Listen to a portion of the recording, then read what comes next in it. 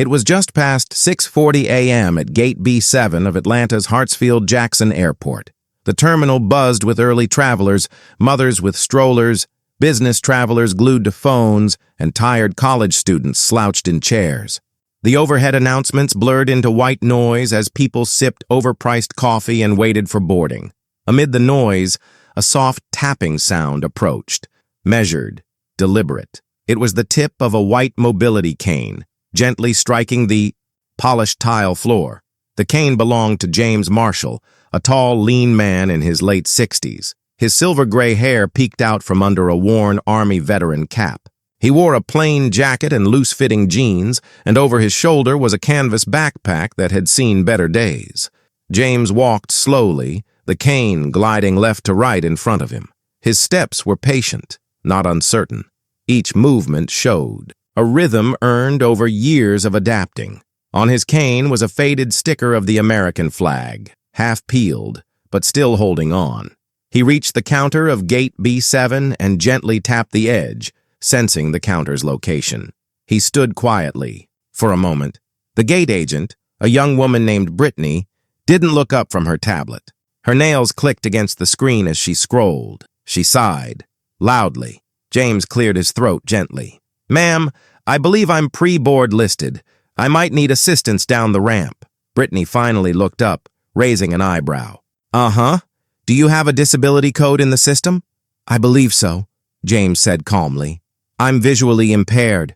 I'm also a veteran, so sometimes they—" She cut him off. "Sir, we have a lot of people claiming stuff these days. Can you just take a seat for now?"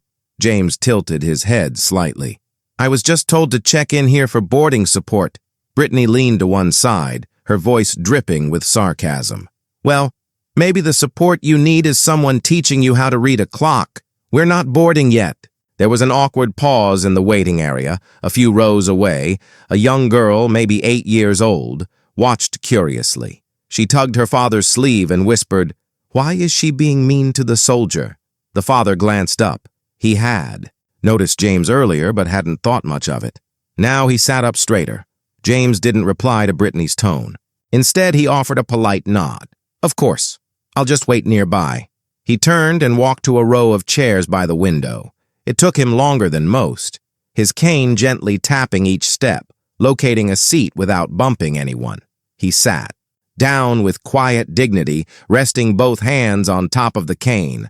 Brittany glanced around. A few passengers had looked her way. She huffed and returned to her tablet, muttering under her breath, "Bet he's just using that cane to get on early." A businessman sitting across from James frowned. He recognized the worn insignia on James's hat, an old 101st Airborne patch. He adjusted in his seat, debating whether to say something. 5 more minutes passed. James sat quietly, listening to the ambient sounds, gate announcements, children giggling, the hiss of coffee machines. He didn't seem angry, just patient, until Brittany's voice rang out again.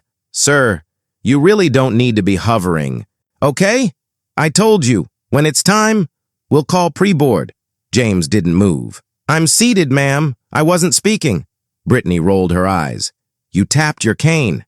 It's distracting." Someone coughed. The businessman across the aisle leaned forward. "You serious, lady?" Brittany turned. "Excuse me?" He stood up slowly. "That man has done more for this country blind than most people do with 2 eyes wide open. Maybe dial down the attitude." Brittany folded her arms. "You know what? Mind your business. This doesn't concern you." The little girl and her father exchanged a look. The father stood up and began walking toward the gate counter. James, ever calm, spoke softly. "It's all right. Sir, I've dealt with worse." But the girl's father reached the counter anyway. "I'd like your name, please." Brittany scoffed. "Why? You gonna write me a Yelp review?" The father didn't flinch. "No, I'm going to file a complaint with your airline. That man served this country. My daughter recognized that before you did." James turned his head slightly, hearing the exchange, but choosing not to add to it. Instead, he gripped his cane a little tighter. There was a strange stillness in the air now. Dozens of eyes were on the gate. Conversations quieted. Cell phones rose into position. Brittany hadn't realized it yet, but the terminal was no longer just an airport. It had become a stage, and she was standing in the wrong spotlight. Passengers began shifting in their seats. The hum of idle airport chatter had dimmed. Something unspoken was stirring in the air, an uncomfortable tension, like the first drop of pressure before a storm. James Marshall remained seated near the window, unmoving. His cane rested across his knees, both hands calmly folded over it. His posture was still upright, proud even, but the lines around his mouth were tighter now. Across from him, the businessman who had spoken earlier was now fully alert. He pulled out his phone and discreetly hit the record button, setting it on his knee. Meanwhile, the little girl, her name was Sophie, sat cross-legged on her seat beside her dad. She looked up and whispered, "Daddy, why was she so rude to that man? He's nice. He didn't even get mad." Her father, David, didn't answer right away. He was watching the gate counter now with a kind of measured intensity. Brittany, the agent, was back to scrolling her tablet, still smirking slightly, completely unaware that she was being watched. Then she spoke again, loudly. "Sir," she called out across the terminal, her voice laced with mock concern, "if you're going to keep tapping that cane, maybe go do it in the hallway. People are trying to rest here." A woman in the corner audibly gasped. James turned his head slightly in her direction. His voice was still soft, but this time it carried. "This cane," he said, tapping it once gently, "helped me find my way home after I lost my vision in Fallujah. I'll try to keep it quiet." The effect was immediate. Several heads turned.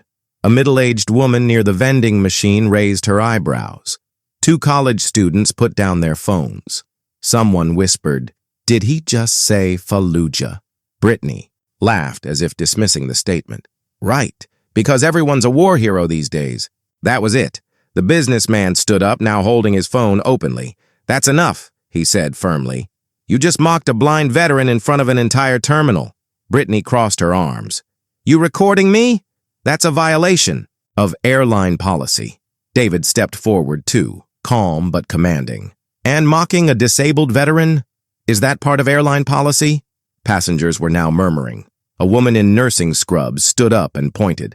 "That man is James Marshall. I know who he is. He was in a PBS special last year. Silver Star recipient. Lost his vision saving his squad from an IED blast."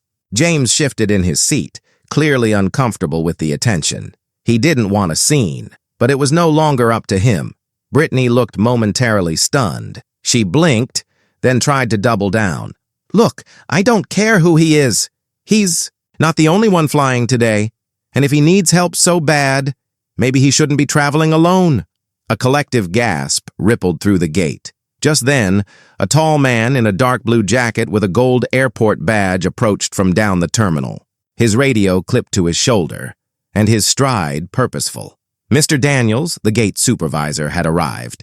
He'd been flagged by 2 different text alerts from employees in nearby gates who heard the commotion, and as he drew closer, he saw passengers pointing at the gate and shaking their heads. Daniels walked straight to Brittany. "What's going on here?" Before she could respond, David stepped in. "This gate agent just publicly humiliated a blind veteran, mocked his cane, questioned his disability, and treated him like an inconvenience." The businessman raised his phone. "I have it all recorded." Brittany's mouth fell open. "You're kidding me, right?" Mr. Daniels looked at James, who was now standing slowly, gripping the seat for balance. "Mr. Marshall?" he said, recognition dawning in his voice. "James Marshall?" James nodded. "I'm sorry for the fuss. I just asked for assistance." Daniels turned back to Brittany, his face unreadable. "Did you mock this man's cane?" Brittany scoffed. "It was a misunderstanding. People are being dramatic. He was being weird." "Weird," Daniels repeated. She backpedaled. "I didn't mean it like that. He was acting all, I don't know." Daniels turned to the crowd. "Did anyone witness this?" Dozens of hands went up. Phones, nods. Multiple passengers spoke at once. Daniels held up a hand. "That's enough," he said. Then to Brittany, "Go ahead and step aside." "What?" she asked, eyes widening. "I said, step aside," he repeated. "You're relieved from this gate. Now." Passengers watched in stunned silence as Daniels pulled out his radio. Security to Gate B7. Personnel extraction. Situation is recorded and witnessed. Brittany panicked. You can't be serious! He's not even in uniform! How was I supposed to know? James lifted his head, his voice steady. Respect shouldn't require a uniform. Just a little decency.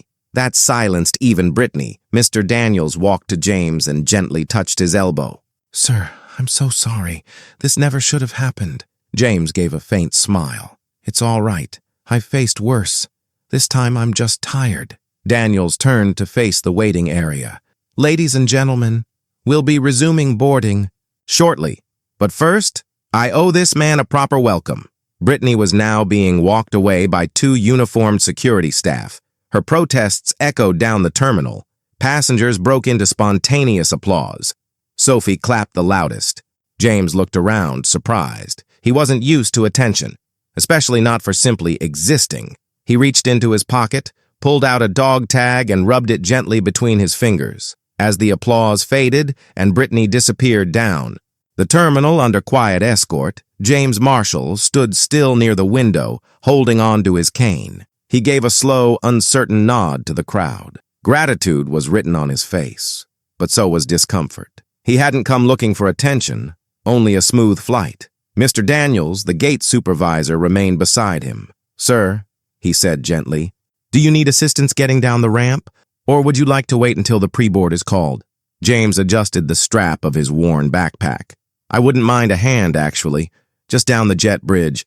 I can handle myself once. I'm seated. Daniels motioned to one of the attendants. We're going to escort Mr. Marshall down personally and notify the flight crew. Tell them we've got someone special boarding. Passengers began rising from their seats. Not to leave, but to shake James's hand. The businessman who had spoken earlier stepped forward first. Thank you for your service, sir. That woman had no right. Then the nurse. I recognized you from that documentary. My brother-in-law served too. You saved people, and today you showed more grace than most ever could. Even the 2 college students who hadn't looked up from their phones earlier now stood awkwardly in line. One offered a fist bump. The other just said, You're a badass, sir. James chuckled, a little overwhelmed. The last to approach was Sophie, the young girl who had noticed everything before the adults did. She stood beside her dad, eyes wide. James crouched slightly to her level, guided by the cane. Did you serve in a real war? She asked innocently. I did, he replied with a nod. A long time ago. Were you scared? He paused thoughtfully. Sometimes, but mostly I was trying to keep my friends safe. Sophie looked up at her dad, then back at James. I think you're really brave. James smiled. I think you are, for speaking up when it wasn't easy. Daniels knelt down beside Sophie and whispered, Would you like to do something special? How'd you like to walk our hero down the jet bridge? Her eyes lit up. Can I? Her father looked at James, who smiled and gave a small nod. Lead the way, he said. With Sophie holding his free hand and Daniels on the other side, James Marshall made his way slowly down the boarding ramp, long before general boarding began. The terminal remained silent behind them, as if everyone knew something important had just happened, something worth remembering. As they approached the aircraft, the pilot, a tall man in his 50s with gray temples and captain's stripes on, his sleeves, stepped out of the cockpit. Is that James Marshall? He asked as they reached the door. Daniels smiled. Sure is, Captain. We had a situation. Handled now. The pilot stepped forward, removed his cap, and saluted. Welcome aboard, Sergeant. I read your Silver Star citation when I was in training. Never thought I'd get to meet you in person. James, clearly moved, returned the salute with a respectful nod. Thank you, Captain. The flight attendants guided him gently to first class. Daniels leaned in and said quietly, The seat's on us. Corporate will approve it. And frankly, we insist. James started to protest. That's not. Daniels cut him off. It's happening. Don't make me call Sophie to convince you. James smiled again and gave in. He settled into the seat, leaning back with a soft sigh. The cane lay across his lap. For once, it wasn't a barrier, just a reminder of where he'd been and the path that had brought him here. Back at the gate, passengers began boarding slowly. Every person who passed by row 1 gave James a nod, a thank you, or a quiet smile. Meanwhile, Mr. Daniels returned to the terminal. He pulled out his phone and dialed a number. After a few rings, someone picked up. "This is Daniels, gate supervisor at B7, he said. "We had an incident. I'm submitting a formal write-up now, but I wanted to report that a passenger, James Marshall, Silver Star recipient, was publicly mocked by an employee. Situation resolved, passenger taken care of, agent removed from duty." There was a pause on the other end. Then, Daniels added, "I'm going to personally recommend sensitivity and disability training be made mandatory. Not just for her, for everyone." He hung up and looked around. The father, David, was still waiting for boarding. He approached quietly. "I appreciate what you did back there." Daniels nodded. "You stood up first. That made it easier for everyone else." David looked toward the jet bridge. Hard to believe someone could be so disrespectful. That man, he carries himself with more honor blind than most do with perfect sight. Daniels exhaled slowly. Sometimes it takes one moment, one outburst to show someone's true character, but it only takes one response to change how the room reacts. Back on the plane, the crew had brought James a warm blanket and a cup of black coffee. He sipped it slowly, not because of any special treatment, but because he hadn't had a decent cup all morning. As the cabin filled, the pilot returned briefly to check in. "We'll be wheels up in about 10 minutes. Anything you need before we go?" James thought for a moment. Then he tapped the side of his cane, a faint smile on his lips. "Just this," he said, "that people still care." The pilot gave a quiet nod. "More than you know." The door closed. The jet bridge pulled away, and in a sky filled with stories of frustration and indifference, one flight carried a moment of grace. A quiet veteran, once mocked, now honored. He didn't ask for the spotlight, but dignity found him anyway. Some upgrades come with fanfare, champagne glasses, applause, flashy gestures, but James Marshall's upgrade came wrapped in silence, and it suited him perfectly. As the plane cruised above the clouds, he sat in the spacious seat of first class, his cane resting across his lap like a quiet sentinel. No one made a scene. No one hovered. There were no flashy announcements or forced thank yous. Just warm service, a folded blanket, and a cabin crew that treated him with a kind of quiet reverence. And that's all he ever really wanted. Respect without the spotlight. Dignity without the drama. Somewhere behind him, Sophie was fast asleep in her father's arms. The businessman who had recorded the incident had already emailed the video to airline headquarters, and word had started to trickle up the chain. A formal apology would be issued. Training sessions would be scheduled. But James wouldn't know about any of that until much later. He didn't fly to make statements.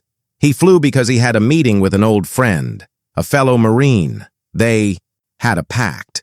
No matter how far they drifted, once a year they'd meet in person, shake hands, and remember the ones who didn't come home. The flight attendant passed by and offered him another cup of coffee. He nodded gratefully. As she poured, she whispered, "My brother's in the army. If he ever loses his sight, I hope someone like you reminds him how to carry it." James smiled quietly. "Your brother's lucky to have you." Outside, the clouds stretched endless and white, a soft, silent landscape, and somewhere down below, in a gate terminal now returned. To normal, passengers would tell their loved ones about a blind veteran, a cruel remark, and the wave of justice that followed. No viral hashtags, no shouting matches, just a moment. A moment when the world slowed down, noticed a man with a cane, and stood up for him. Sometimes the loudest vindication is the one that needs no words at all. If this story moved you, hit like and subscribe. More real, powerful moments like this await you every day.